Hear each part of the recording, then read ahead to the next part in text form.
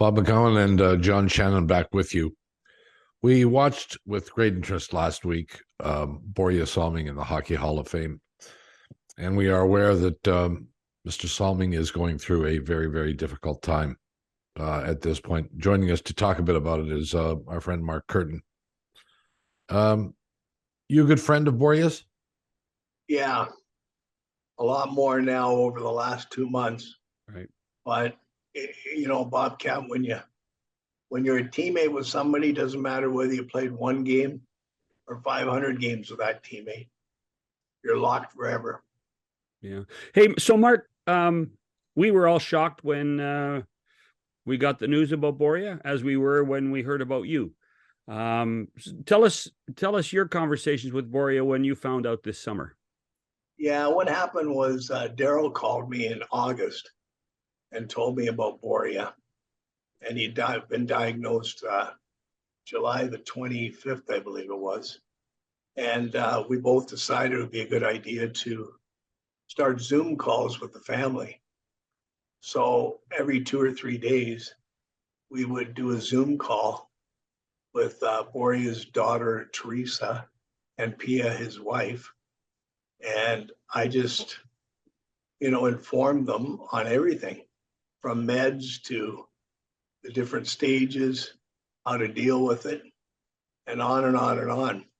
So we probably had 8 or 10 Zooms. And then we sort of launched into, he wasn't going to come to the Hall of Fame weekend. Right. And I said to him, you're going to, I just don't want you to regret that. So I had to pull out my salesmanship skills, and I talked him into coming. And it was an absolutely impactful, loving weekend. Was he symptomatic when you first talked to the family? It's funny, when I first talked to him, first word that came out was, "Mark, you're amazing." So he was talking, but not well, Bobcat. He wasn't talking well. It was hard to understand him, even for his wife. And as far as walking and his arms go, he was still pretty strong. But once I realized that he had what's called bulbar, which is in his front, it's a very, very aggressive ALS. So I knew it would be aggressive, but I'd never seen one that aggressive. Mm-hmm. It really started to take him. You could see it week by week by week. I'm fascinated with you convincing him to come to the Hall of Fame, Mark, because I wonder if you told him the stories about your invite from Jimmy Rutherford and the Canucks to go to Vancouver, and saying you just have to do things like this, correct? Exactly what I said, Johnny, exactly. And I told him everything went well. And I said, you got to do it now while you're able to do it. And on and on. And, it didn't take long. Probably the next day, I got an email that said he was planning on coming.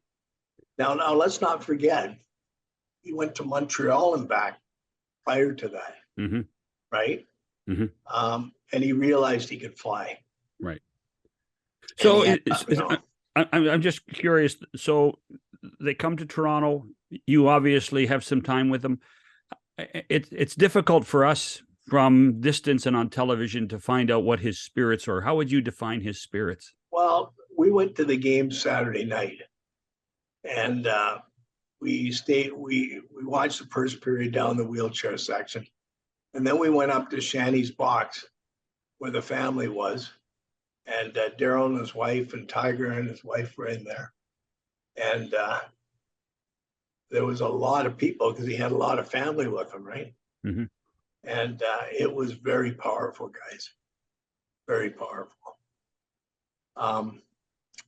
What state was he in?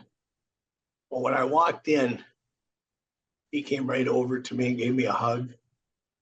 And then he went back to his seat. And I went over to him. And, he couldn't talk, but I could see when he was with it and when he wasn't. Because he's got dementia, guys. Like he goes in and out. with dementia as well, which is predominant with bulbar as well. It's in the frontal lobe and it causes that. But you know what? He would look at me and he would grab my hand and he would smile in a way that I knew he was with it. And then a few minutes later, he'd be lost again. Mm. And it was on and off like that all night. But we were there for a good hour and a half in that room. And I'll send you a video that I just received about an hour ago from Luba, Daryl's wife. Really tells the tale. Yeah. So this is both a physical and a mental problem that he's going through. That's correct. And again, he didn't go to the Hall of Fame inductee night because he had fallen the night before. Mm. And Daryl showed me a picture yesterday when he was here. And we all looked at it, and his nose was carved up, his chin looked like he was playing again. We were kind of giggling about it. Honestly, you guys wouldn't believe. I'll send you a photo of that, but that's in confidence. Yeah, no problem. Well, I will send you the video because it's hard for me to talk about it without getting emotional. I bet.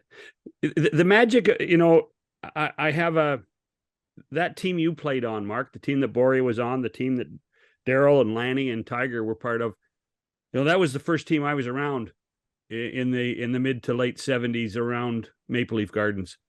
Yeah. What is remarkable to me and is how close you guys still are. Because that was a tumultuous time in Toronto with sports, and Harold was a jerk. And he treated Roger badly. But you guys have stuck together, and that's the other message that I see through this whole weekend is the love that you have for each other. Yeah, no, it is amazing, and you're absolutely correct. And a lot of the alumni were asked to put videos together for Borje, which we've been doing the last week, and then we'll send them all out to him. But it's funny, when I was on a Zoom with Borje, going back a bit, I was telling him that I remember when he pulled me aside after practice and he taught me the can opener move. So what he said was, you take the face off, you win it into the corner, into your left corner, and the big guy is going to get around you, the big center. And what you do is you stick your stick under his arms and you give him a little twist to the right and you go into the left to get the puck. And we practiced it. So I put it on the video and I said, King, I said, that can opener that you taught me back in 1979, I said, I got a 750 professional hockey game career as a checker from that move. And you know what? He started laughing. So it was moments like that. But you're absolutely right. That was every once in a while you play on a team that's tight like that.